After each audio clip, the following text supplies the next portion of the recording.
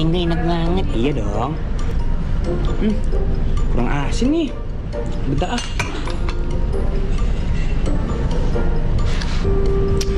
Ketingga, gak bagus tahu kalau kebanyakan garam. Hah? Gak bagus nih? Iya, bisa nyebabin gangguan ginjal. Wah, berarti aku harus ngurangin garam ya, Nyil ya? Tapi kalau kekurangan garam juga nggak bagus, Ketingga. Bisa bikin natrium dalam darah rendah. Oh gitu, Nyil. Emang ada batasnya nggak sih, Nyil? Ada, Ketingga. Batasnya cukup 1 sendok teh per harinya. Oh, makasih ya, Nyil. Aku baru tahu nih dari Unyil nih. Nah, ngomongin tentang garam, Ketingga, ada loh, Ketingga, garam dengan bermacam-macam rasa. Oh, rasa apa aja, Nyil? Ada rasa gerengkah se-Indonesia. Ada yang bisa nebak apa di dalam bambu bakar ini? Nasi bakar atau lemang khas Sumatera Barat? Semua salah. Bambu bakar ini berisi garam. Hasilnya smoke salt alias garam asap. Dengan proses ini, harga garam kasar belasan ribu rupiah berubah jadi ratusan ribu rupiah. Di Indonesia, smoke salt masih asing. Tapi di negara-negara Asia Timur, garam asap sudah sering digunakan untuk membuat masakan punya cita rasa berbeda. Orang Jepang misalnya, hampir setiap hari menggunakan smoke salt untuk berbagai masakan, termasuk ramen. Media pembakarannya sama-sama pakai bambu, tapi ada yang beda antara smoke salt buatan Jepang dengan smoke salt asal Bali buatan Butoya. Rasa garam yang dibuat Butoya ada rasa manisnya, sedangkan smoke salt di Jepang cenderung asin. Perbedaan iklim mempengaruhi rasa dan kualitas garam asap. Saya belajar ini ke Jepang tahun 92. Dan ini namanya smoke salt.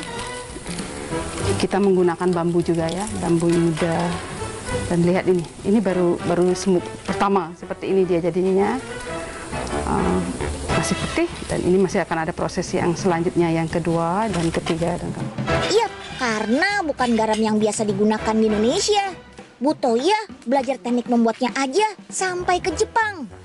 Dari negeri Sakura itulah Butoya berhasil menemukan seni dan cita rasa khas smoke salt. Gurih dan ada aroma bakaran yang menggugah. Garam yang digunakan berasal dari daerah Bali, Jawa, NTT, dan NTB. Butoya sengaja mengambil garam dari daerah yang masih memproduksi garam secara tradisional, yaitu dengan pengeringan mengandalkan sinar matahari di pasir hitam. Penyaringan dari pasir hasil batuan vulkanik menghasilkan garam berkualitas dan menambah kandungan mineralnya. Enak banget ya, Nyil. Iya, Ketingga, kasurnya empuk. Kapan lagi kita bisa di sini, Nyil? Nyil, kamu lihat gak? Lihat apa sih, Ketingga? Itu lampu tuh kan, lampunya, Nyil. Lampunya mati-mati sendiri, Nyil. Ketingga kenapa sih? Nyil, garam mana garam? Ketingga ngapain nyari garam? Ada di garam nih. Ya ampun, Ketingga, ngapain pakai garam segala? Ya katanya orang zaman dulu garam tuh berampuh buat yang kayak gini-gini, Nyil. Hah, Ketingga, itu cuma mitos, Ketingga. Mitos? Iya, karena orang zaman dulu suka mengaitkan hal-hal gini dengan garam yang mengandung elektromagnetik. Oh gitu, Nyil.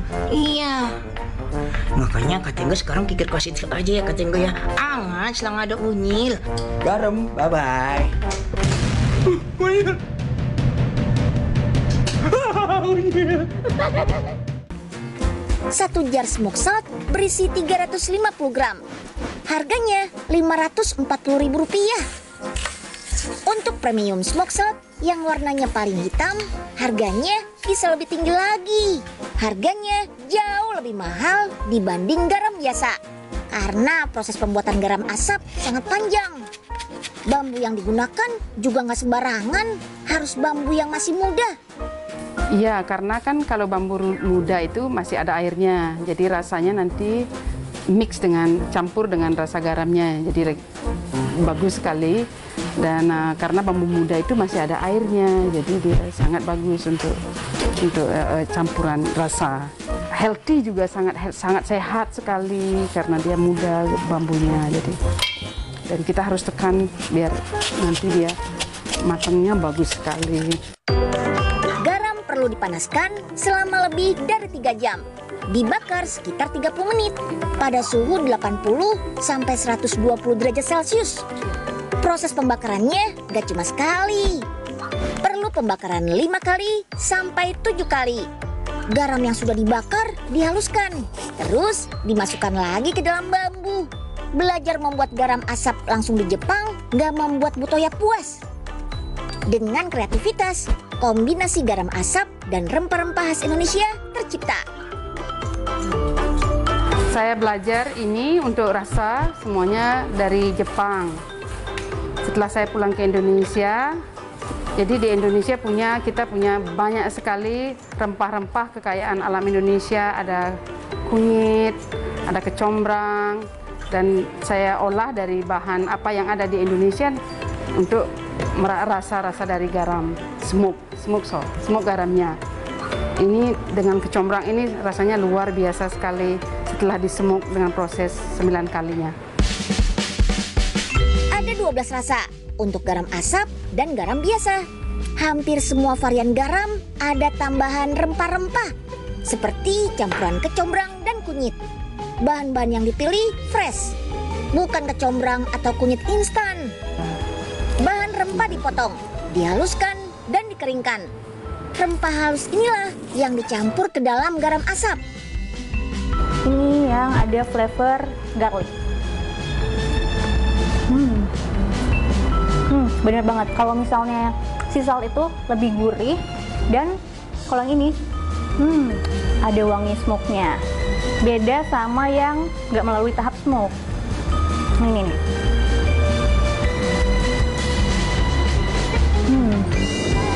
Ini tetap gurih, cuman khasnya dari garam laut ini adalah lebih manis daripada yang biasanya. Harga jualnya jauh lebih mahal dibanding garam biasa. Dari segi keuntungan, jelas lebih besar. Tapi bukan cuma itu yang dicari. Alasan saya memulai usaha garam ini karena saya dibesarkan di lingkungan petani garam. Itu di daerah Desa Tianyar Barat, Kubu Karangasem. Dan saya lihat petani garam kita kehidupannya sangat-sangat tidak memadai, dan juga saya lihat banyak generasi muda sekarang tidak mau membuat garam karena tidak bagus penghasilannya. Jadi makanya dari itu saya memulai bisnis ini di 2 tahun lalu. Butoya juga mengusahakan pendapatan petani garam supaya stabil. Caranya memberikan fasilitas dan pengetahuan pembuatan garam dengan benar. Selain mendukung pelestarian hasil alam Indonesia, Butoya juga ingin masyarakat lebih aware dengan kesehatan. Garam laut menyimpan segudang manfaat, menjaga keseimbangan elektrolit, menjaga kesehatan kulit, mencegah kram otot. Garam laut ini cocok buat penambah rasa berbagai jenis makanan. Untuk menu ala barat atau asli Indonesia, bisa. Kayak yang dimasak Butoya ini nih, ayam kecombrang. Sea salt memang diklaim lebih sehat, tapi tetap saja harus konsumsi dalam batas wajar. Karena kelebihan konsumsi garam bisa akibatkan hipertensi. Tapi jangan kekurangan juga, karena bisa beresiko hiponatremia. Kadar natrium dalam darah di bawah normal.